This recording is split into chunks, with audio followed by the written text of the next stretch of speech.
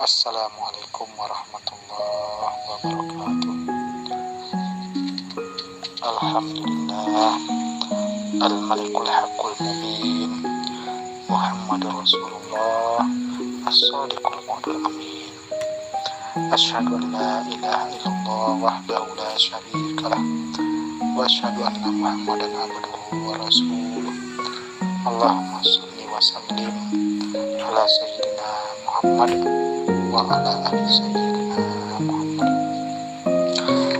Saudara pendengar Radio Al-Kifayah yang dirahmati Allah Subhanahu wa taala, pada kali ini saya akan membahas tentang keuntungan jadi guru.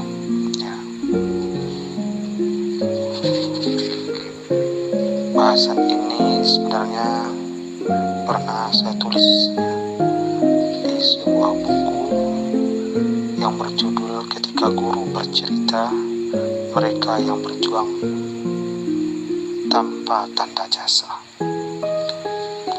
Buku ini diterbitkan oleh Zahrani Media. Buku ini bersifat ontologi. Saya menulis dengan guru-guru yang ada di Duri, Kecamatan Mandau, Kabupaten Bengkalis, Riau.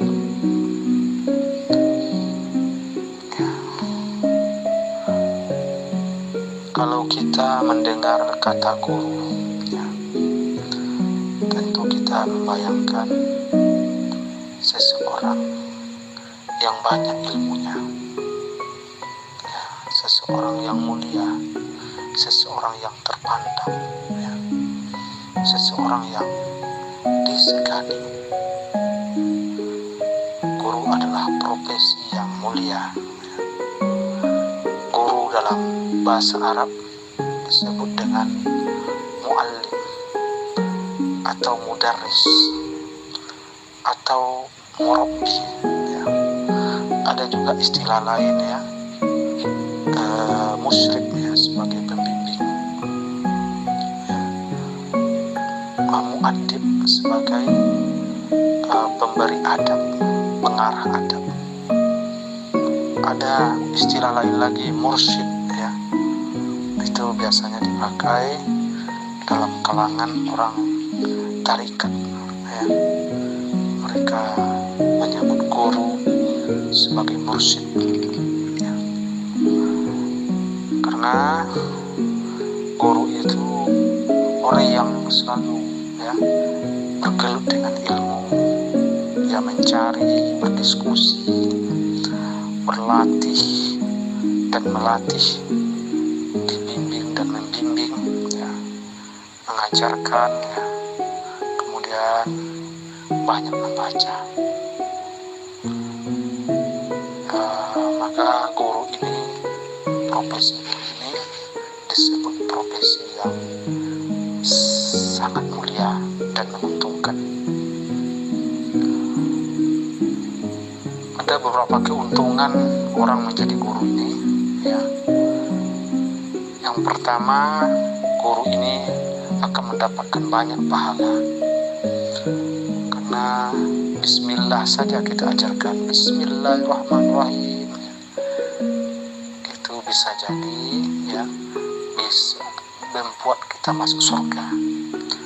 Karena nanti anak murid yang kita ajarkan bismillahirrahmanirrahim akan mengajarkan ke yang lain, jadi itu seperti berantai dan akan terus mengalir pahalanya sama kita. Satu kebaikan yang kita berikan kepada orang lain, kepada murid-murid kita, itu kalau dia amalkan, kita juga akan mendapatkan pahalanya sebagai guru. Dalam hadis Nabi, man dalla ala hasanatin falahu ajru kafa'ili. Ya, siapa yang menunjukkan suatu kebaikan, ya, maka baginya pahala seperti orang yang mengamalkannya. Maka semakin banyak kita mengajarkan ilmu, semakin banyak orang mengamalkannya, semakin banyak pahala bagi guru yang mengajarkan.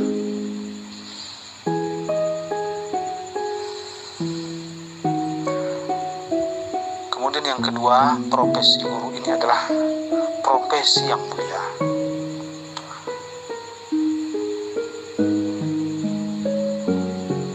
Kenapa dia mulia? Karena dia mengajarkan ilmu.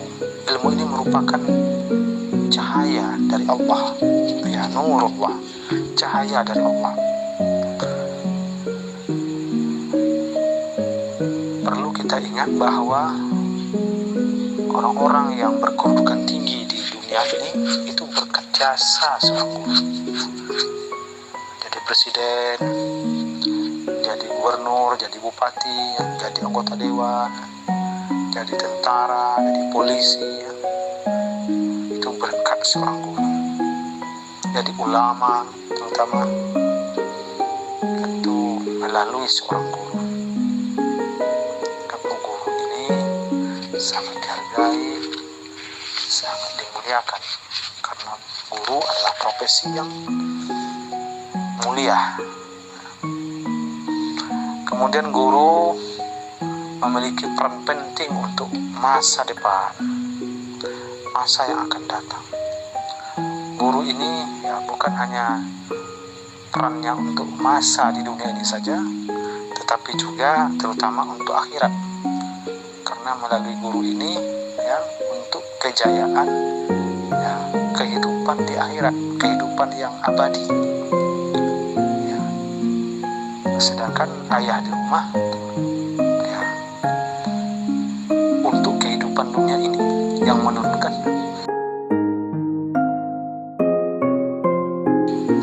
ke bumi, ya, itu ayah istilahnya. Ya, makanya ayah itu disebut abul jasad, ya, ayah jasad, ayah fisik. Ya.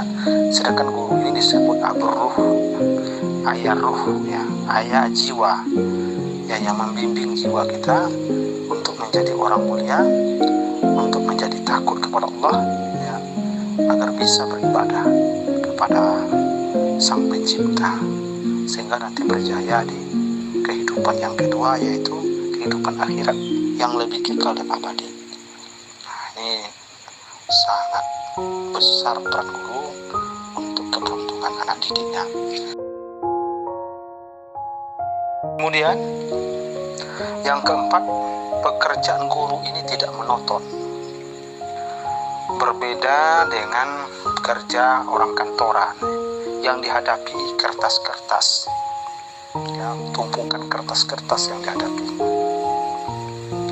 Ya. Ya. Berurusan dengan orang, tapi kan tidak menyeluruh orang-orang tertentu, ya. Ya, berbeda-beda, ya. Kalau guru ini ramai, ya, anak muridnya yang dihadapi setiap harinya. Ya. Ada rasionya per lokal itu, ya. Kalau guru di tingkat SD 28 orang, ya kan?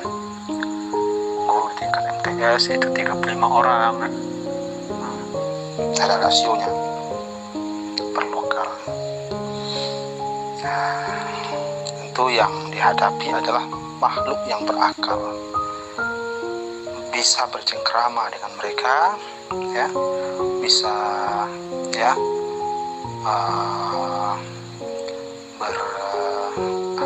berkawan, ya, bisa diarahkan, ya, bisa diberikan motivasi, ya, bisa disampaikan kepada mereka kebaikan-kebaikan untuk mereka amalkan. Ya.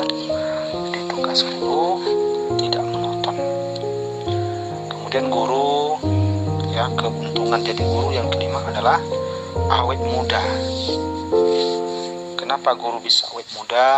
Karena pagi-pagi dia sudah mandi, kemudian sudah rapi, ya, baju digosok, pakai sepatu, nggak pakai minyak, ya, pakai parfum yang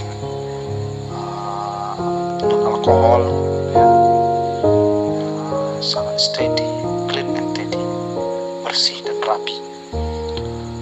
Sehingga dengan kebersihan itu hatinya senang, ya. Kemudian dia banyak membaca, berarti otaknya juga olahraga, ya. Banyak dia membaca sehingga tidak terjadi kepikunan. Kalau seorang guru itu jahat, lama itu berpikunnya. Kalau berpikunnya bahkan sampai meninggal dia tidak pikun. Kemudian dia berangkat ke sekolah itu dia sudah bergerak. Tentu dia tidak tidur pagi, ya, yang akan membuat dan mendatangkan penyakit, ya, tidur pagi, ya, karena dia menghindari tidur pagi. Tentu dia sehat, dia melangkah ke masjid, ke sekolah, baik itu jalan kaki maupun pakai motor, ya, badannya bergerak, ya, taharruk, bergeraklah, ya, sehingga lututnya ya sehat, kakinya sehat, pinggangnya sehat, dan anggota tubuhnya, ya, seluruh anggota tubuhnya menjadi sehat, pikirannya optimis, ya, cemerlang, dia akan awet muda. Itu yang kelima. Yang keenam, dia akan mendapatkan libur panjang, ya. Libur yang didapatkan oleh orang kantor itu semuanya dapat oleh guru. Ditambah libur yang didapatkan oleh murid juga didapatkan oleh guru. Baik libur semester maupun akhir semester yang lebih panjang lagi. Jadi bisa mereka banyak dengan keluarga, ya kan? Bisa pergi menikmati liburan. Kemudian yang ketujuh, ya, guru mendapatkan gaji dan sertifikasi serta tunjangan-tunjangan lainnya. Ya, selain gaji, mereka juga dapat sertifikasi. Sertifikasinya juga besar, ya. Makanya guru ini banyak juga yang cantik rumahnya, luas rumahnya, ya. Bisa juga, ya, membeli investasi yang lain, ya. Kemudian juga punya mobil, ya, karena dia selain gaji juga dapat sertifikasi dan tunjangan-tunjangan lain.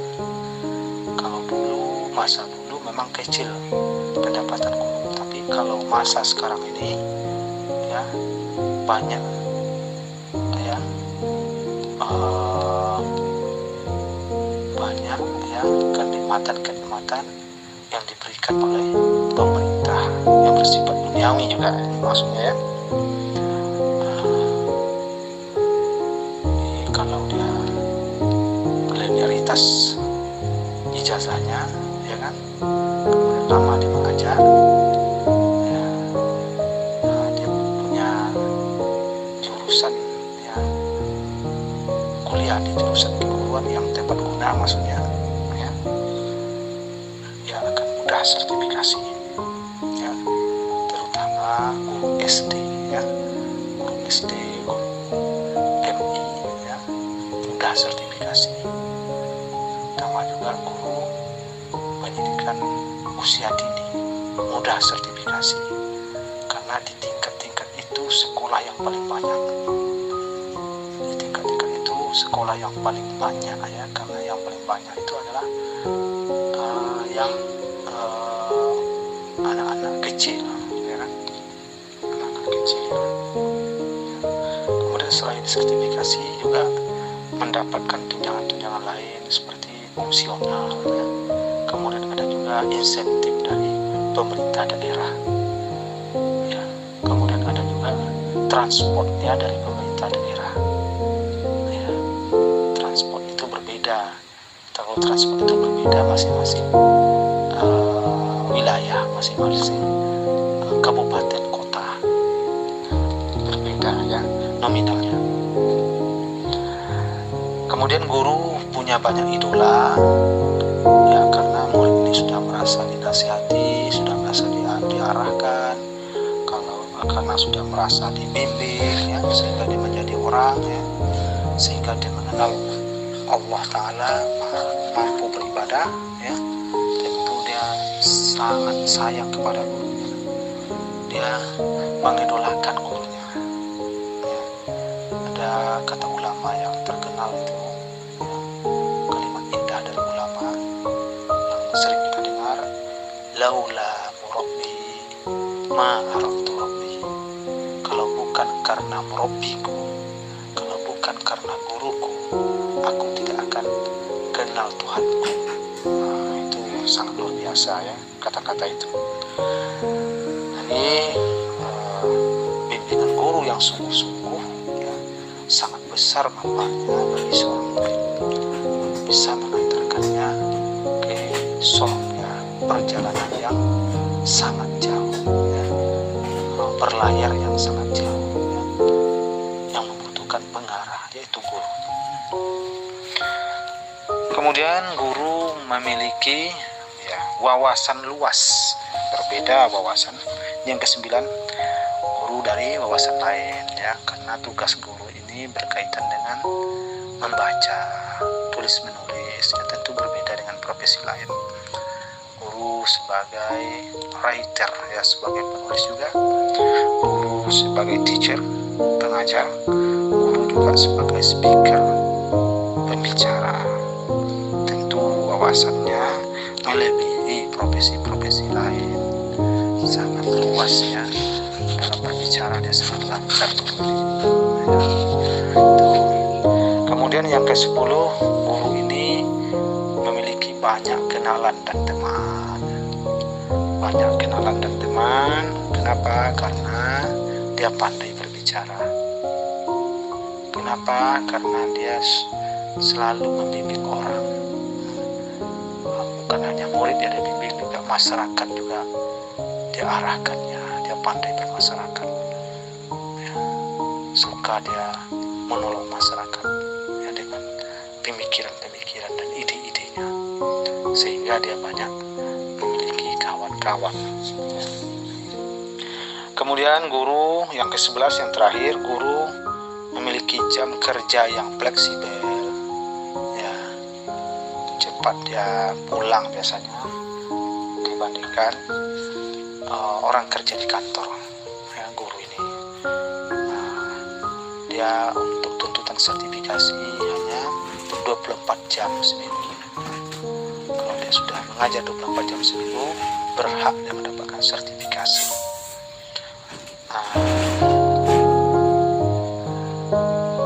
Kemudian guru ini kerjanya tidak hanya duduk monoton begitu, bisa berjalan-jalan di lokal, ya, bergerak tubuhnya, bisa mendatangi murid, ya, kemudian berdiskusi dengan guru lain, ya, sebelum masuk jam pelajaran, berbincang-bincang, ya, bergerak, ototnya bergerak. Dia sangat fleksibel, kerjanya sangat fleksibel, ya, guru. Itu luar biasa keuntungan orang menjadi guru. Makanya banyak profesi lain awalnya dia kuliah non keguruan atau bukan jurusan keguruan, tapi akhirnya dia menjadi guru juga, ya. Saya perhatikan itu banyak, ya, yang sarjana hukum tapi jadi guru, yang sarjana ekonomi jadi guru, ya. Orang-orang seperti ini tentu dia tidak bisa dapat sertifikasi kecuali dia mengulang kembali kuliah di bidang keguruan, karena di sertifikasi itu, ya, harus linearitas. Perlu kita pelajari, dan bukan hanya pahala yang dapatkan oleh guru, bukan hanya gaji yang dapatkan oleh guru, tapi pahalanya itu yang lebih besar, pahala dari Allah Subhanahu wa Ta'ala. Maka seorang guru, ya, selain dia menerangi murid-muridnya, orang yang dia bimbing, juga terutama juga dia harus menerangi dirinya sendiri. Guru tidak boleh, kata Imam Ghazali, lampu, ya. Itu kata Imam Ghazali. Imam Ghazali mengutip sebuah syair di dalam kitab Ihya Ulumuddin, sirtu ka'anni zubalah nusibat tudi ulin nasi wahya tahtariq. Aku menjadi seperti sumbu yang dipasang untuk menyinari manusia, sedangkan ia sendiri terbakar. Ya, jangan kita terjadi seperti yang digambarkan oleh syair ini, ya. Dia bisa menerangi yang lain, tapi dia sendiri tidak bisa. Jadi, murid yang kita suruh untuk sholat duha, kita juga mesti sholat duha. Murid yang kita suruh sholat berjamaah, kita juga mesti sholat berjamaah. Murid kita suruh jujur, kita mesti bersifat jujur. Kemudian guru juga harus penyayang sama muridnya. Penyayang dalam artian kasih sayang, ya, seperti orang tua ke anak, ya. Bukan sayang, ya, tanda kutip, ya. Mesti kasih sayang seperti orang tua ke anaknya. Innama, dalam hadis Rasulullah SAW, innama analakum kalwalidi liwaladihi. Ya, sesungguhnya posisiku, kata Rasulullah, terhadap kalian, yang sahabat-sahabatnya, laksana seorang ayah terhadap anak-anaknya. Ya, seperti itulah kasih sayang Rasulullah. Yang hadis ini diriwayatkan oleh Abu Dawud. Ya. Jadi, ya, hakikat seorang guru itu, ya, merupakan penyebab kehidupan yang abadi tadi, ya, kebahagiaan yang abadi di akhirat, pengarah dia untuk kebaikan akhirat tadi. Nah, ini perjalanannya jauh, ya, lama. Orang yang musafir saja itu saling mementingkan, ya. Ada orang yang musafir dalam perjalanan, dia saling perhatian antara kawan-kawannya, saling sayang, menyayangi di antara kawan-kawannya dalam perjalanan itu. Perjalanan guru dengan murid ini lebih lama lagi. Tentu guru ini harus memperhatikan muridnya, sungguh-sungguh memperhatikan muridnya. Jangan ia lalai, ya, memperhatikan akhlak muridnya, memperhatikan, ya, perangai muridnya, maksudnya memperhatikan, ya, pelajaran muridnya, tugas-tugas muridnya, ya. Dia bimbing secara ikhlas, dia bimbing secara serius, karena antara guru dan murid ini perjalanannya lebih lama, kaitannya ke akhirat, ya, bukan hanya kaitan dunia saja, ya. Maka seorang guru ini, ya, harus berhati-hati dalam menyayangi muridnya, ya. Nah, tidak boleh, ya, luput, ya, tidak boleh lalai untuk memperhatikan muridnya, semua muridnya, tanpa dibedakan, ya, antara satu dengan yang lain, tanpa dibedakan. Harus kita memiliki karakter yang tangguh sebagai guru. Nampak kita murid ini yang lebih ganteng, itu yang lebih kita sayang, tidak boleh seperti itu. Nampak kita murid ini lebih kaya orang tuanya, itu yang lebih kita sayang, tidak boleh seperti itu. Ya, harus disamaratakan kasih sayang kita terhadap murid kita. Ya. Tidak ada beda, ya. Harus kita merujuk pada hadis Nabi tadi, ya, innama analakum kalwalidi liwaladihi. Sesungguhnya aku bagi kalian, kata Rasulullah, seperti ayah, seperti orang tua terhadap anak-anaknya. Ya, hadis riwayat Abu Daud. Ya. Nah, jadi kalau ada guru yang jauh membedakan antara murid ini dengan yang itu, ya, itu guru yang tak baik seperti itu. Ya, guru yang sangat menggelikan. Ya, guru seperti itu. Ya. Apalagi sikapnya itu ketara. Ya. Kemudian guru harus meneladani Rasulullah SAW.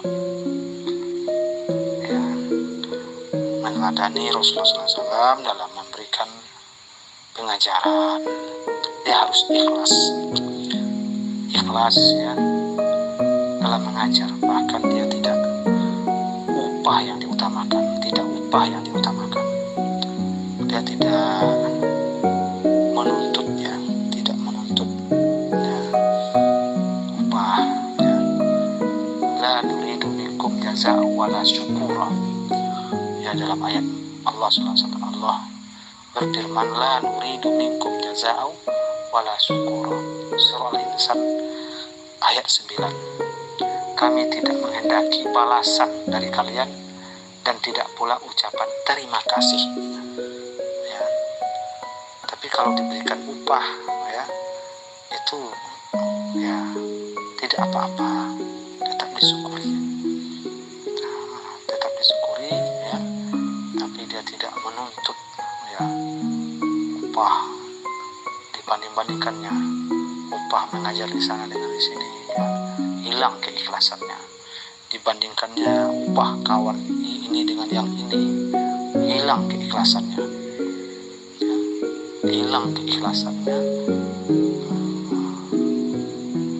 terganggu ya, karena tidak terganggu konsentrasinya dalam mengajar, karena hanya dia memikirkan gaji lebih besar di sana, gaji sananya lebih besar, tanpa memikirkan keikhlasan dan keberkahan. Sehingga terjadi kegundahan, kegelisahan dalam dirinya, hilang keberkahannya. Jadi dalam mengajar kita mestilah ya, meneladani Rasulullah SAW. Sebab asbab kita mengajar, murid kita bertambah dekat kepada Allah. Murid kita paham tentang agama ya.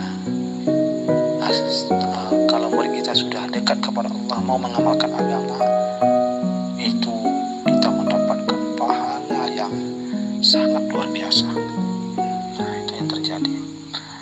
Kemudian guru harus terus memberikan nasihat kebaikan kepada murid-muridnya. Jangan biarkan murid ini berakhlak yang tidak baik. Harus terus diarahkan ya, untuk mengamalkan agama.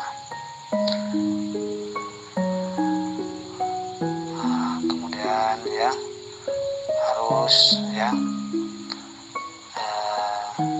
bersikap istiqomah dan lurus, jangan bengkok. Guru tidak boleh bengkok sikapnya. Guru tidak boleh ya membuat sesuatu yang tercela ya, sesuatu yang dilarang oleh agama ya, yang diharamkan oleh agama. Jadi guru harus berhati-hati ya, harus memegang prinsip agama dan terus meneladani Rasulullah SAW. Demikian penyampaian dari Radio Al-Kifayah. Mudah-mudahan ada hikmahnya untuk kita semua. Assalamualaikum warahmatullahi wabarakatuh.